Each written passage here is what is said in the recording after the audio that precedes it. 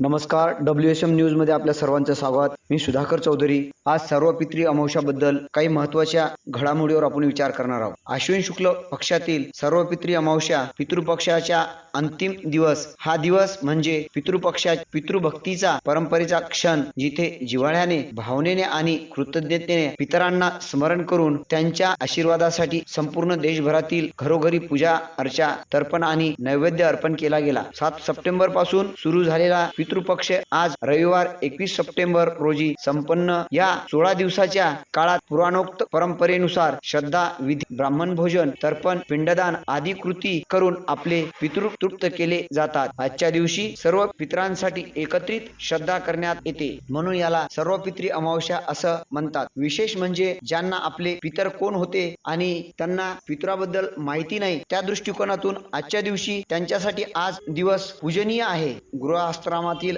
आपल्या घरी त्यांच्या आवडीचे अन्नपदार्थ तयार करून आणि नैवेद्य आपल्या पितरांना अर्पण केला जातो. असा सर्व पितृ अमावस्येचा उपक्रम असतो. याला सर्वजण सर्व पितृ अमावस्या असेही म्हणतात.